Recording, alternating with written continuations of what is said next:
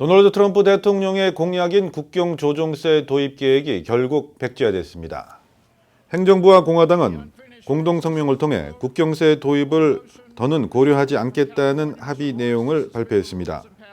성명에는 스티브 무누신 재무부 장관과 게리 콘 백악관 국가경제위원장, 폴 라이언 하원 의장, 미치 매코넬 상원 원내대표, 워렌 해치 상원 재무위원장, 케빈 브레이디 하원 세입위원장 등 경제정책과 연관된 당정 핵심 인사들이 모두 서명했습니다.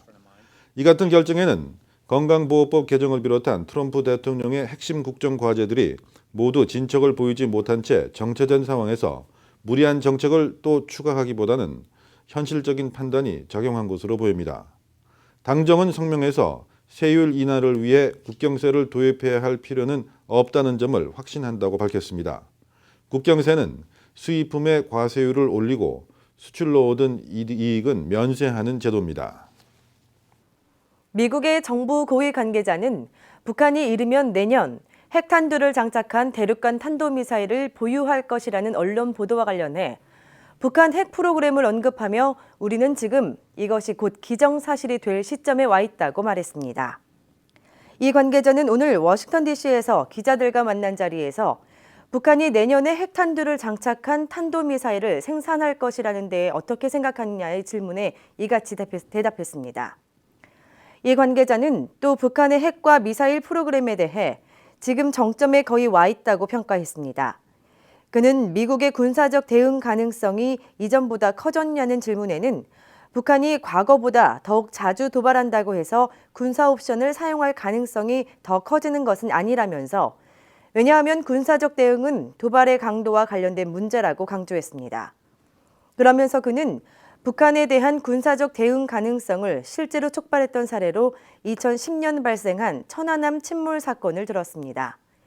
당시 한국과 미국을 비롯한 5개국은 합동 조사를 통해 천안함이 북한의 어뢰 공격을 받고 침몰한 폭침 사건이라고 발표했지만 북한은 이를 정면으로 부인했고 한국 내 일부 세력도 북한의 주장에 동조하면서 여전히 논란이 가시지 않고 있습니다. 바하 캘리포니아를 강타한 허리케인으로 내일부터 남가주 해안에 높은 파도주의보가 발령됐습니다. 국립기상대는 내일 오전 10시부터 다음 달 1일 저녁 8시까지 입수를 피할 것을 공고했습니다. 1급 허리케인 힐러리의 여파로 현재 2에서 4피트 정도인 파도 높이는 금요일에는 3에서 5피트, 주말에는 4에서 6피트로 치솟을 전망입니다. 특히 샌페드로의 카브리오 비치, 말리부 지역 주마 비치에는 최고 10피트 높이의 파도도 관측될 것으로 예보됐습니다. 한편 바닷가에는 낮 기온 80도대로 따뜻하겠지만 내륙으로 갈수록 90도대 초반의 더위가 이어지겠습니다. LA시 교통국이 차량용 수갑 스마트 부트 도입으로 상습 주차 위반 차량 단속을 강화합니다. LA시 교통국은 우선 시범적으로 15대 단속 차량이 스마트 부트를 사용하도록 하고 점차 이를 확대해 나간다는 방침입니다.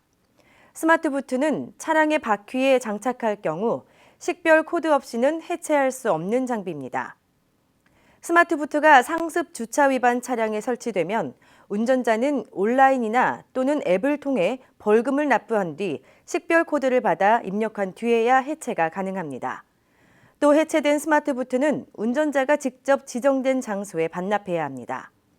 LA시가 스마트 부트 도입에 박차를 가하는 것은 주차 티켓을 받고도 벌금을 납부하지 않고 이를 무시하는 얌체 운전자들 때문에 골머리를 앓고 있기 때문입니다. LA시 교통국은 스마트 부트 도입으로 상습적으로 주차 위반을 하는 운전자가 줄어들 것은 물론 주차 위반 벌금 미납률도 대폭 줄어들 것으로 기대했습니다. 유타주 북부의 한 고속도로에 경비행기가 추락해 탑승자 4명이 전원 사망했습니다. 솔트레이크시티 도심 부근 북부지방 공항에서 출발한 경비행기가 0.5마일 정도 비행하다 리버데일 부근 15번 고속도로에 추락해 폭발했습니다.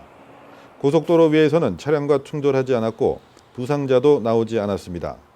추락한 비행기는 중앙분리대 쪽으로 떨어져 주행하던 차량을 덮치지도 않았습니다. 이 사고로 15번 고속도로 북쪽 방향 운행은 중단됐습니다. 사고를 목격한 한 트럭 운전사는 지역 방송에 조종사가 추락 직전 고속도로에 착륙을 시도하는 것처럼 보였다고 말했습니다. 다른 목격자는 비행기가 고도를 유지하려는 듯 하다가 거의 수직으로 도로에 추락했다고 말했습니다. 추락 직전 엔진에서 굉음이 났고 추락 직후에 비행기가 화염에 휩싸였습니다. 지난달 말에도 오렌지 카운티 존 웨인 공항 인근의 405번 고속도로에서 세스나 경비행기가 추락하는 사고가 일어났으며 당시에도 경비행기 탑승자만 다쳤습니다. 팝 가수 저스틴 비버가 어젯밤 베버리 힐스에서 파파라치를 자신의 차로 치는 사고가 발생했습니다. 베버리 힐스 경찰에 따르면 어젯밤 9시 25분쯤 윌셔 블루바드와 해밀턴 드라이브에서 사고가 발생했습니다. 당시 저스틴 비버는 사반극장에서 열린 교회 관련 행사를 마치고 돌아가던 길이었습니다. 저스틴 비버를 찍기 위해 몰려있는 파파라치들 무리 속에서 저스틴 비버는 자신의 검은색 픽업 트럭에 올라타 시동을 걸고 천천히 트럭을 운전하기 시작했습니다. 이때 다른 파파라치들은 흩어졌지만 올해 57살 파파라치는 촬영을 계속하다가 저스틴 비버의 트럭에 부딪혀 소리를 지르며 바닥에 넘어졌습니다. 사고 발생 직후 저스틴 비버는 차에서 내려 차에 치인 파파라치를 도왔으며 현장에 남아 경찰 조사를 받았습니다. 경찰은 저스틴 비버가 조사에 협조적이었으며 고의성이 없는 단순 사고였다고 밝혔습니다. 파파라치는 병원으로 옮겨졌지만 생명에는 지장이 없는 상태입니다. 잠시 후에 날씨 전해드립니다.